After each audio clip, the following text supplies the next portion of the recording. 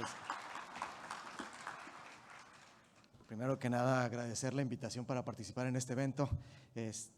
Muchísimo se ha mencionado ya sobre lo que se necesita para lograr la decarbonización y los pasos que se van a requerir a lo largo del tiempo, ¿no? Y además, como se mencionaba ayer, es un proceso que no es un salto, sino es un cambio progresivo que vamos a tener que ir haciendo. Y en esta plática yo lo que quiero comentar es un poquito el lado técnico de cómo asegurar que vaya a haber confiabilidad y resiliencia en este proceso de transición energética para asegurar que se va a mantener el balance generación-demanda en cualquier momento y ante cualquier evento, ¿no? Entonces, lo que voy a platicar un poquito son más o menos el tipo de herramientas que se requieren. No significa que sean las herramientas exclusivas que nosotros tenemos, sino herramientas en general, y tipo de estudios que se van a requerir para lograr esa transición y bueno, comentar algunas también de las problemáticas de estudios, de retos nuevos que se tienen que empezar a abordar para poder lograr esta transición, ¿no?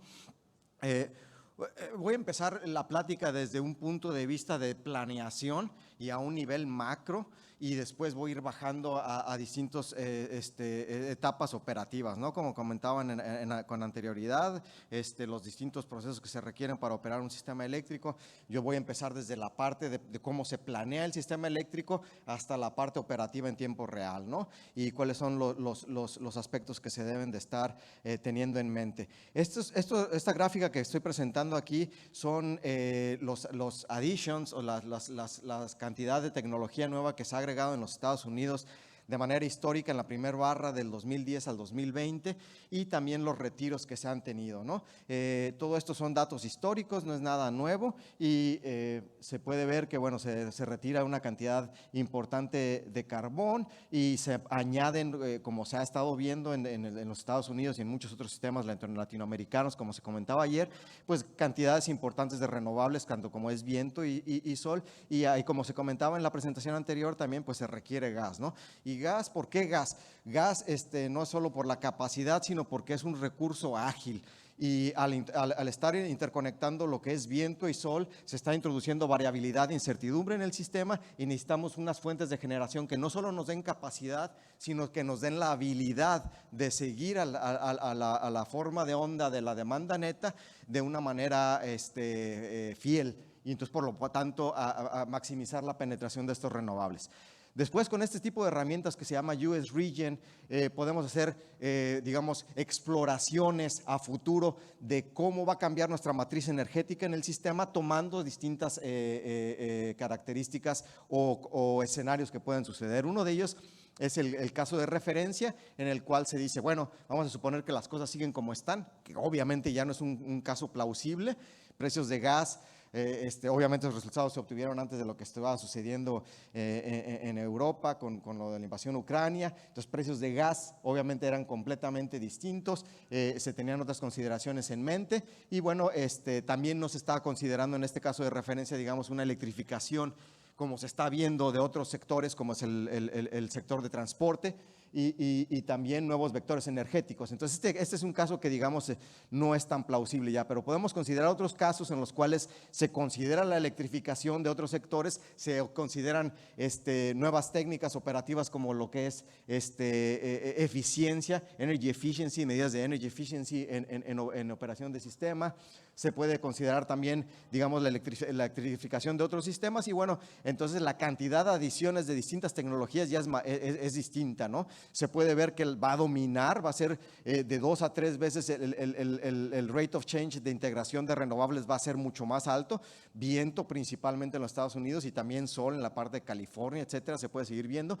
Otra parte importante es, digamos, los sistemas de almacenamiento, tanto estacionarios y también los sistemas de almacenamiento que se pueden utilizar, digamos, en un futuro más como el B2G que puede venir del sector de transporte, ¿no? Y obviamente vamos a seguir retirando carbón. Entonces, todo esto nos va a ayudar a decarbonizar al sistema y tenemos que tomar en cuenta entonces cómo planear, cómo operar el sistema con esta nueva matriz energética que es muy distinta a la matriz con la que estábamos viendo.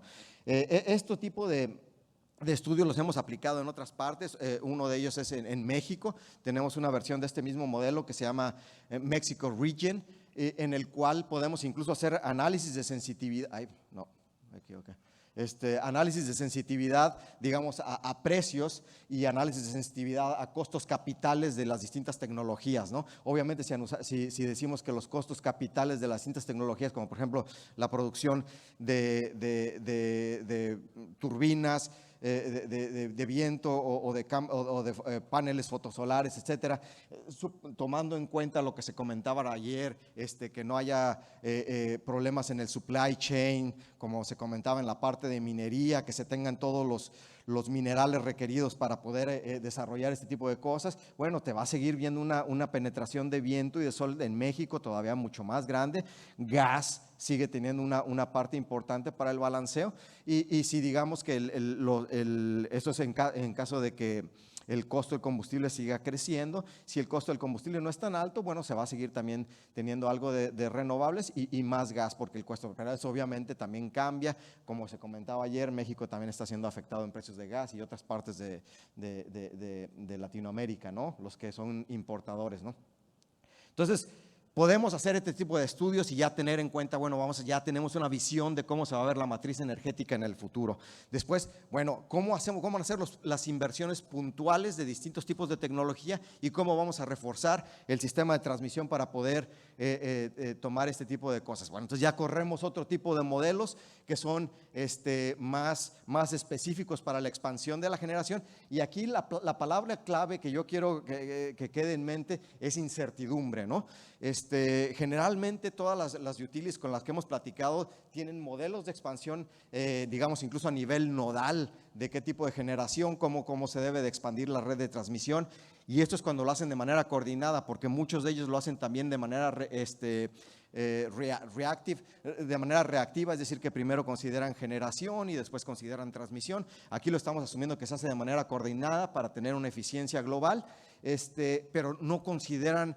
Los modelos generalmente no consideran incertidumbre, ¿no? Ahorita va a platicar un poquito Luis Barroso también, yo creo, de la coordinación de mercados, y ellos también tienen un modelo de coordinación hidrotérmica, el SDDP, que sí considera la incertidumbre con modelos estocásticos. En este caso estamos utilizando una herramienta que utiliza una variante de optimización robusta ajustable, que considera la incertidumbre, y la incertidumbre la estamos dividiendo en dos grupos muy grandes. Una, la que le llamamos incertidumbre global, digamos son los precios de gas sobre décadas adelante, y otra que es la incertidumbre que le llamamos local, que puede ser la que se está introduciendo por la generación de renovables, viento y sol.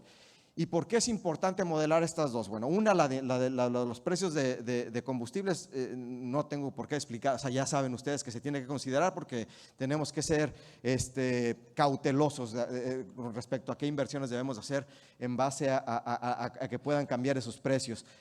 Pero también la local es muy importante, porque debemos de invertir, como mencionaba ya, no solo en capacidad, sino en recursos que sean lo suficientemente ágiles para responder en las escalas operativas, ¿no? Cuando estamos haciendo el day ahead y cuando estamos haciendo el real time operation de los mercados, ¿no? Entonces, este tipo de herramientas nos ayudan a responder todas estas preguntas técnicas de cuánto generación, cuánto storage, cuánta generación distribuida se va a incluir incluso en las redes de distribución, ¿no? Y aquí también quiero mencionar otra parte que es importante de tomar en cuenta, que son externalidades, ¿no? Que son en la parte de planeación. Esto no se ha mencionado a lo mejor muchísimo en este foro, pero es algo que también tenemos que tomar en cuenta. Estos son snapshots de algunos periódicos que se han estado mencionando en Estados Unidos recientemente, ¿no? Que existe una disparidad de continuidad de suministro para zonas afluentes y para zonas más marginadas. Y obviamente nosotros tenemos cada vez la dependencia de energía eléctrica mucho mayor, ¿no? Un ejemplo, para no ir tan lejos, aquí cada mesa tiene una batería ya enfrente de ustedes para que carguen a su celular, ¿no? La comunicación ya depende enteramente de tener acceso a electricidad. La transportación en Estados Unidos, ya se están viendo muchísimos vehículos eléctricos. la energía eléctrica es fundamental para todos. Y cuando se tiene una disparidad y se tienen cambios climáticos que empiezan a afectar la continuidad de suministro, y como lo que se vio en Texas, por ejemplo, que duraron días con interrupción, las partes más marginadas son las más afectadas, ¿no?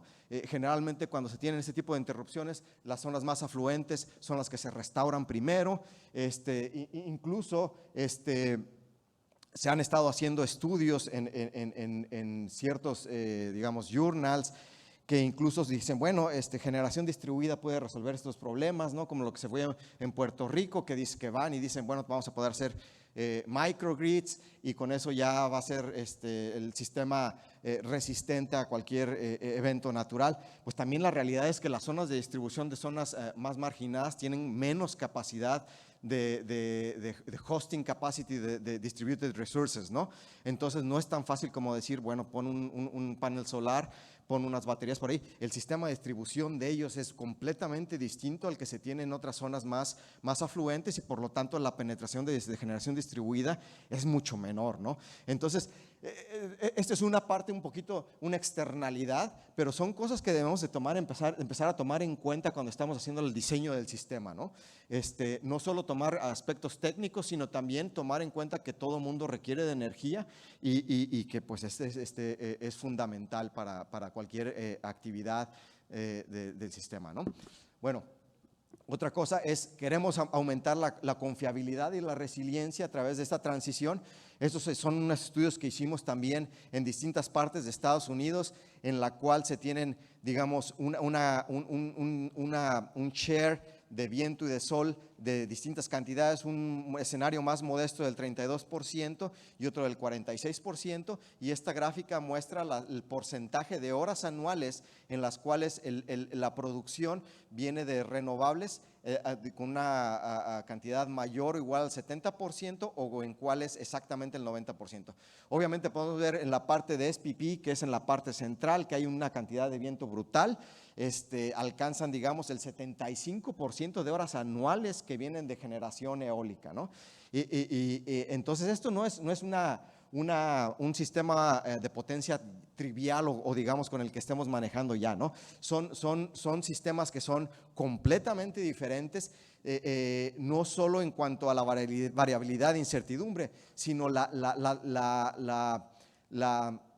digamos, la anatomía del sistema es completamente distinta. Estos sistemas tienen mucho menor inercia que los sistemas convencionales porque estamos desplazando la generación térmica y este tipo de generación está conectada a la red a través de interfaces de estado sólido y no tienen inercia, ¿no? Entonces, ¿cómo vamos a operar el sistema si hay una contingencia? Ahí nos va a cambiar el ROC-off, el Rate of Change of Frequency, nos va a cambiar el nadir, nos va a cambiar la respuesta a la frecuencia, etcétera, ¿no? Entonces, son sistemas completamente distintos y si nos vamos a cantidades de penetraciones mucho más altas, pues vemos que aquí SPP, por ejemplo, se va, digamos, al 80% o más del 80%.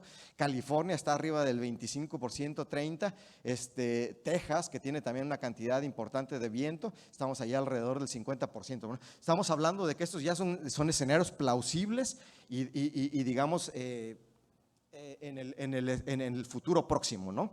Entonces, tenemos que estar preparados para eso, ¿no? Para eso tenemos que tomar un montón de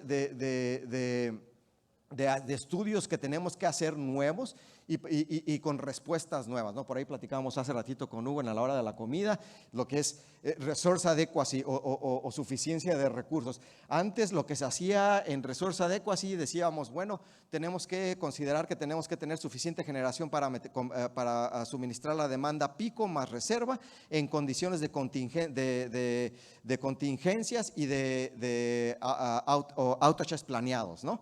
Ahora tenemos que tomar escalas de tiempo completamente distintas para asegurar que no solo que tengamos la capacidad de entregar esa potencia, sino esa energía a lo largo de distintas escalas de tiempo, ¿no?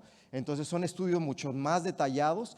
Tenemos que considerar también no solo las condiciones normales, ¿no? Antes ahora tenemos que considerar las condiciones extremas de weather y también, digamos, los que se le llama HIL, los high Impact Low Frequency Events, ¿no? Cuando que estamos considerando en esos casos, ¿no? Y estos Low Frequency High Impact Events son distintos para distintas zonas, ¿no? Tenemos que tomar en cuenta también la suficiencia del delivery, tenemos que tener suficiente red de transmisión y de distribución, tomando en cuenta que el sistema de distribución va a tener cambios fundamentales porque va a tener penetraciones de generación distribuida importantes, electrificación de muchos de los aparatos que se tienen dentro de las redes de distribución, entonces el consumo es distinto. El ejercicio de balanceo y flexibilidad, ya comentaban por ahí en Alemania cómo se hace actualmente, pero a futuro todavía va a ser más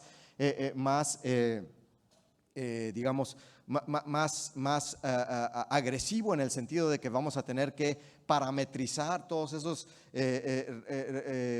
productos de reserva que se tienen tanto primaria, secundaria y terciaria para que se pueda asegurar que el sistema va a poder mantener el balance. Digamos, en estos sistemas ya cuando tenemos unas penetraciones importantes de renovables, luego el N-1 no es el más agresivo, es el N-0, ¿no? Que es cuando tenemos una desviación importante de viento y de sol, que a veces es más grande que el outage de la unidad más grande, ¿no? Entonces eso es otra cosa que tenemos que empezar a ver y obviamente la estabilidad de la red, ¿no? Hacer primero los estudios de flujo, ver que tengamos out of market corrections para prender suficiente suministros de reactivos también y soporte de voltaje, ¿no? Bueno, todo esto lo tenemos que tomar en cuenta.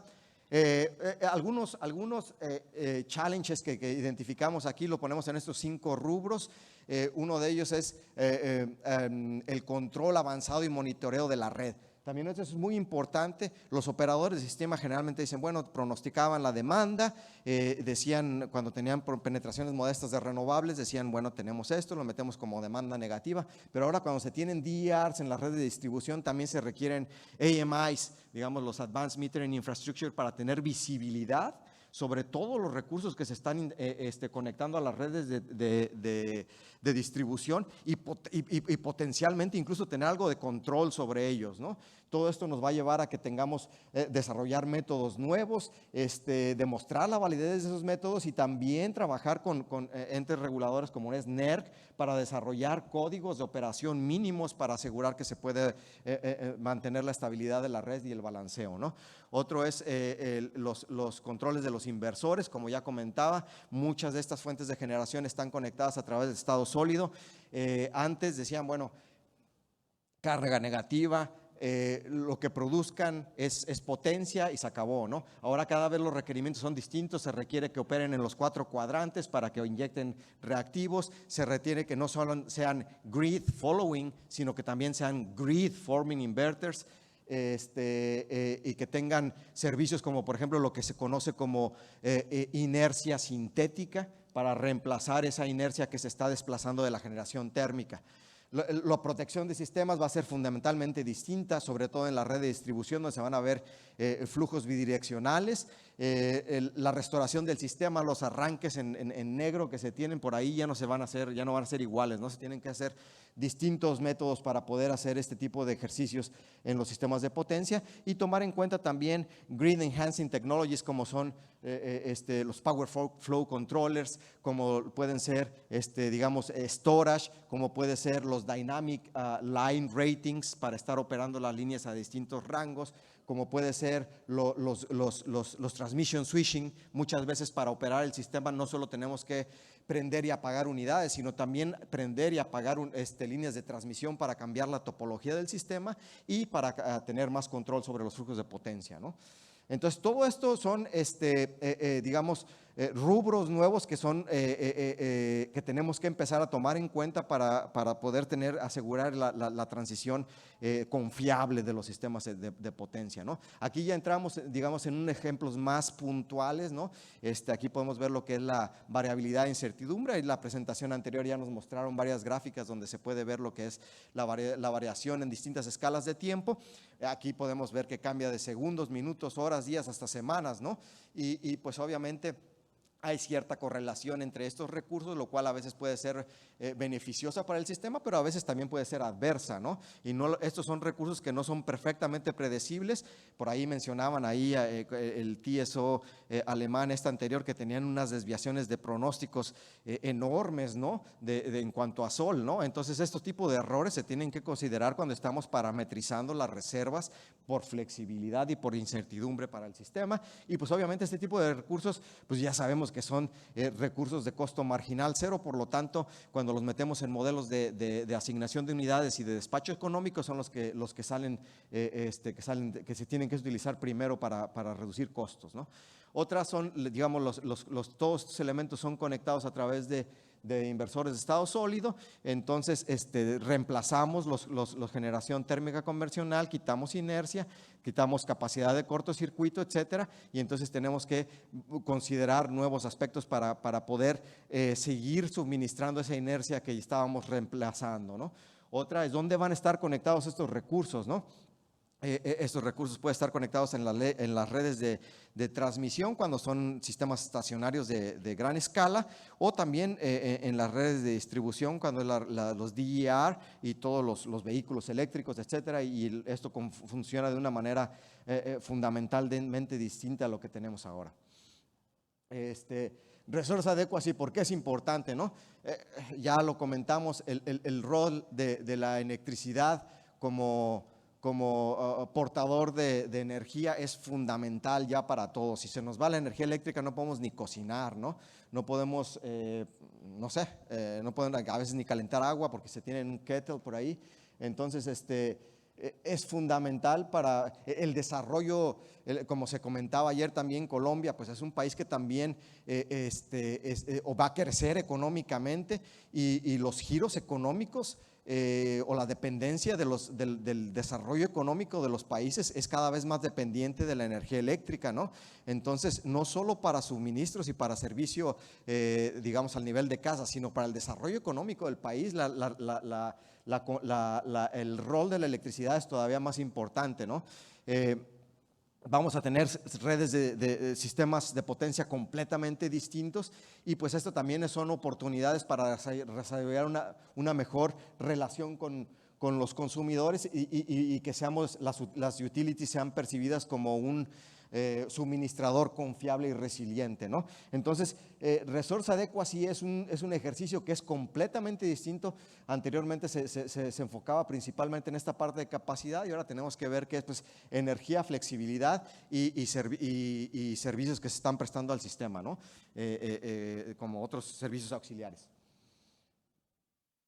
Otro ejemplo puntual, digamos, es la estabilidad de la red con sistemas con altas penetraciones de renovables, como son los que se esperan a futuro, y con menor inercia. Aquí se muestra un ejemplo, digamos, típico, en el cual es un sistema base que es completamente síncrono. Se tiene un cierto rate of change of frequency here, que no es tan agresivo como el rojo, y también un nadir mucho menor. Cuando se tiene una penetración de IBRs que lo único que hacen es inyectar potencia, pero no tienen capacidad de inercia sintética, el nadir llega mucho más abajo. Eso es riesgoso para el sistema. Pueden operar ciertos esquemas de protección en esos casos y nos generan blackouts por ahí. Entonces, ¿qué podemos hacer para combatir este tipo de cosas? Uno de esos, lo que se está haciendo en ERCOT, es que ellos tienen ya el Real Time Inertia Monitoring. Están midiendo la inercia en tiempo real, y tienen un esquema de alarma que si la inercia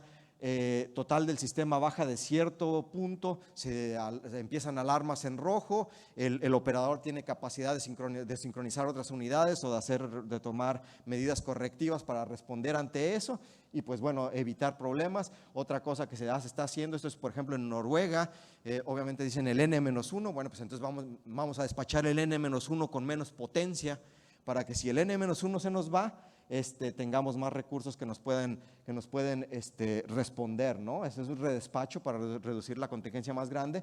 Lo que ya comentaba, generar inercia sintética. todos esos interfaces de estado sólido, operarlas en los 4 cuadrantes y meterles un oscilador por ahí para que estén haciendo mímica de las generaciones convencionales. Y otra, pues directamente meter masas, ¿no? Metemos masas conectadas ahí al sistema de potencia, como flywheels o condensadores síncronos que estén dando ese momento al sistema, ¿no? Aquí podemos ver, digamos, ejemplos más particularizados de lo que están haciendo y cómo lo hacen. Y como ya comentábamos, ERCOT tiene por ahí un mínimo de 100 gigawatts por segundo. Están monitoreando la inercia en tiempo real y tienen además un producto de reserva nuevo, ¿no? Que esto también es muy importante. Ya los productos de reserva que teníamos anterior ahí, por ejemplo, comentaban en Alemania, todavía tienen lo típico, ¿no? Tienen el FRC, luego tienen el AFRR, luego tienen el MFRR, etcétera, que son primaria, secundaria y terciaria. Bueno, aquí ya en ERCOT ya todavía están metiendo uno de más alta velocidad que entra al principio para evitar este rock-off y nadir, ¿no? Otro ejemplo también que es importante es por ejemplo, en el Reino Unido no solo están observando que se tiene que meter más inercia en el sistema de manera sintética, sino que se tiene que saber localizar en la red, ¿no?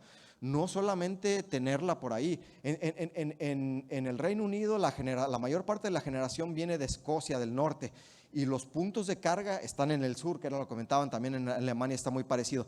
Si tienen un problema de congestión y la inercia, toda la inercia está en el norte, no les va a ayudar a responder a eventos que estén en el sur, ¿no? Entonces, saber meter también inercia en el lugar adecuado para que pueda el sistema operar de manera segura, ¿no? Son ejemplos también por ahí. Australia está metiendo los generadores síncronos que les comentaba para que aumentan la masa y tengan por ahí más momento, etcétera, ¿no? Irlanda y los países nórdicos que están cambiando el redespacho de la contingencia más alta, etcétera. Esto ya lo comenté, es a lo mejor elaborar un poquito más en eso, ¿no? Las demandas flexibles que tenemos en el 2020 en Estados Unidos son 60 gigawatts, en el 2030 lo que se espera es que sean 200 gigawatts, es una cantidad importante. Esta demanda flexible, como su nombre lo indica, pues puede cambiar, nos puede ayudar. Cuando metemos modelos de respuesta a la demanda en los modelos de expansión, estos nos reemplazan muchísimos tipos de generación, ¿no? Entonces, a futuro, la respuesta de demanda flexible va a ser fundamental también para la planeación y operación del sistema eléctrico de potencia, ¿no? Y puede venir de distintas partes, ¿no? Por ejemplo, como ya comentaba aquí del B2G o la carga inteligente de los vehículos eléctricos. Aquí está el vehicle to grid, las unidades de storage que se pueden conectar incluso a nivel casa. ¿No se acuerdan de ahí el Tesla que sacó el Powerwall, que lo conectabas en tu casa y tenías una batería estacionaria en tu casa que se cargaba con el sol en el día y en la noche la descargabas y entonces prácticamente eras net zero para el sistema de distribución? Los Smart Demand Response, por ahí no sé si conocen los termostatos Nest, que ya son cada vez más avanzados, que a lo mejor puedes poner tu lavadora que se prende en la noche, el dishwasher en la noche también, y entonces ya no estás utilizando energía en momentos pico y entonces estás aplanando la red y haciendo la vida más fácil al operador, ¿no? Bueno, todo esto. Y otros ejemplos también, bueno, los renovables no los tenemos por qué ver como carga negativa, ¿no? Pueden ser también carga despachable. Podemos hacer, si hacemos curtailment, tenemos cierto headroom para operar al sistema. Pueden también operarse en los cuatro cuadrantes y pueden, por lo tanto, dar soporte reactivo y pueden estar colocados con una batería y formar lo que le llamamos en Estados Unidos modelos híbridos, ¿no? Entonces, los modelos híbridos son modelos firmes. Entonces no nos dan problemas operativos, ¿no? Cuando tenemos penetraciones bajas de viento, pues no hay problema, ¿no? El operador sigue viendo demandas netas, demandas residuales dentro de rangos operativos normales. Cuando se tienen penetraciones intermedias, bueno, pues a lo mejor el operador dice, bueno, entonces corto un poquito y sigue operando el sistema dentro de los rangos que lo tenía diseñado y todo está bien. Y cuando ya lo meto con modelos híbridos, pues carga y además me ayuda para rasurar picos en otros momentos y la demanda es todavía más plana, ¿no? Entonces me ayuda mucho en la operación del sistema, ¿no? Entonces, la plática de ayer, la anterior, yo esperaba que hablaran un poquito más sobre la coordinación entre distintos vectores energéticos, que era el gas, ¿no? Esa es otra parte que es muy importante. Sí se puede hacer coordinación entre distintos, interdependencias entre distintos sectores, como es el gas y la parte eléctrica, y pues obviamente cuando operaba estos sistemas eran completamente distintos, había cierta conexión. ¿Por qué? Porque pues obviamente el sector eléctrico requiere comprar gas para la generación de energía eléctrica, y pues el gas también tiene sus propios puntos de demanda, y entonces había por ahí cierta coordinación, pero son sistemas que son fundamentalmente distintos. Los transitorios en gas son mucho más lentos que los transitorios eléctricos. El gate closure de los mercados de gas no está alineado con el gate closure de los mercados eléctricos. Los horizontes de tiempo son completamente diferentes. Entonces, una de las cosas que se propone, pues vamos a meter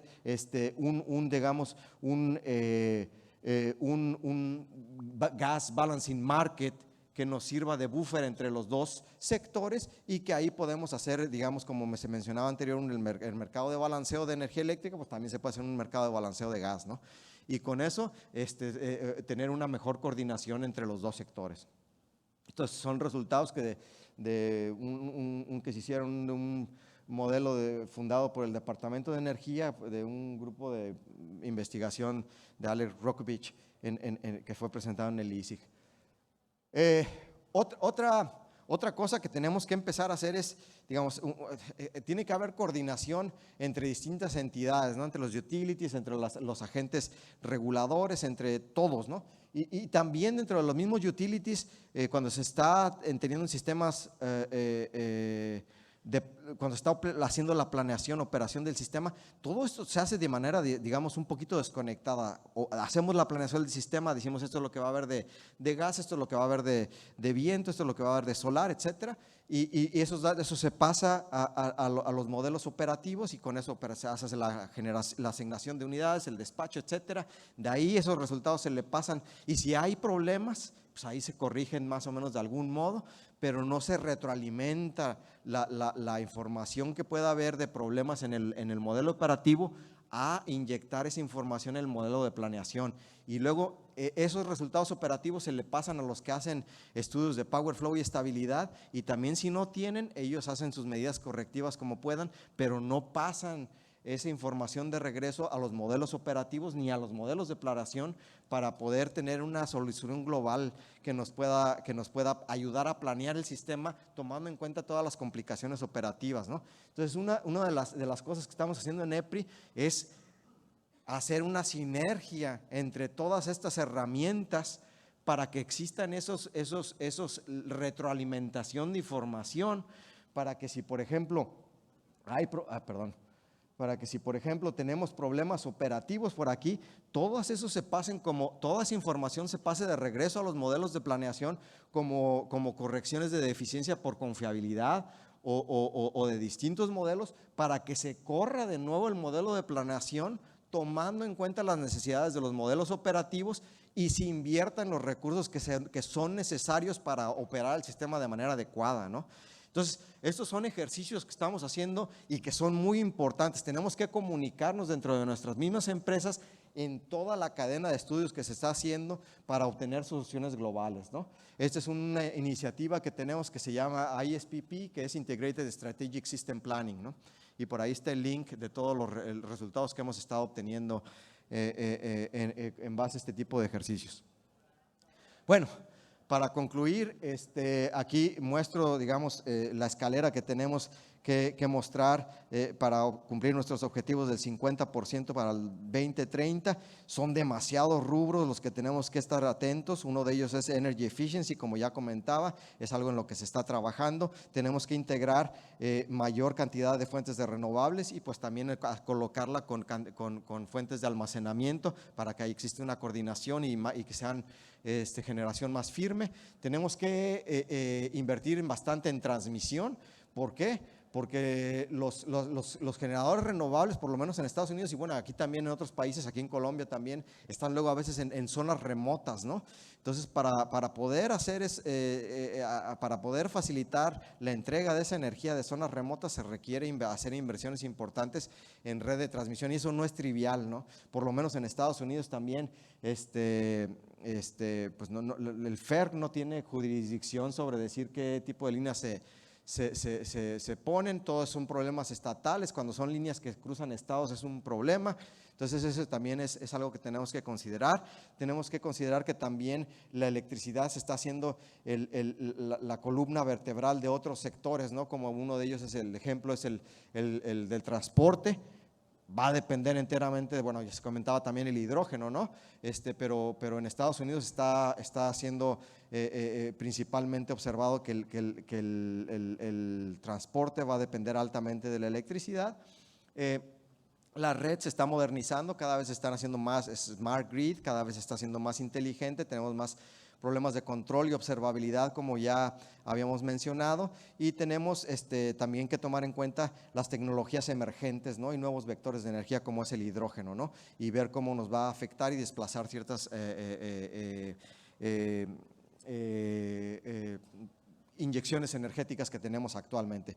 Restricciones tenemos muchas, ¿no? Ayer se mencionaban por ahí algunas en las presentaciones previas. Una de ellas es el workforce. Muchos se están retirando, necesitamos gente nueva que empiece a empezar a trabajar, que tenga los conocimientos no solo de operación clásica de sistemas de potencia, sino también que vengan con la mente abierta para operar los sistemas que son completamente diferentes, ¿no? Ya los paradigmas están cambiando, ya tenemos, antes nos decían, no, ¿sabes qué? La generación y la demanda se tienen que balancear segundo a segundo, ¿no? Con el storage, eso ya es distinto, ¿no? Ya podemos cambiar eso porque ya se almacenó energía y ya se está entregando en otro momento, ¿no? Antes sí era segundo a segundo, la generación y la demanda tenían que empatarse, ¿no? Entonces ya son paradigmas completamente diferentes y son completamente sistemas mucho más volátiles en cuanto a variabilidad, ¿no? Supply chain, por ahí se comentaba, ¿no? De todos los minerales que se puedan requerir para, digamos, poder hacer los blades de las turbinas de viento, para poder hacer los paneles solares, que se requieren tierras raras, de dónde vienen esos minerales, lo que se comentaba ayer Marcelino en lo de la minería, eso es muy importante tomar en cuenta el supply chain. Otro que se menciona mucho es el litio. Vamos a tener baterías en todas partes y los coches también, vamos a tener coches eléctricos en todas partes. ¿Tenemos el litio para hacer eso?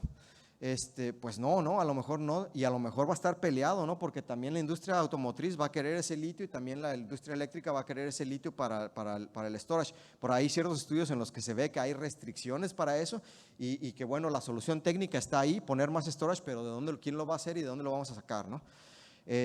Otra es el capital, digamos, pues también no son inversiones triviales, son inversiones fuertes las que se vienen. Tenemos que tomar en cuenta inflación. Ahorita Estados Unidos está en una recesión, está afectando a otras partes del mundo también. Todo el conflicto con Ucrania está afectando toda la economía global, ¿no? La transformación de mercados, esa es otra parte que también se va a comentar, digamos, también en las presentaciones siguientes y como se ha estado mencionando también ya.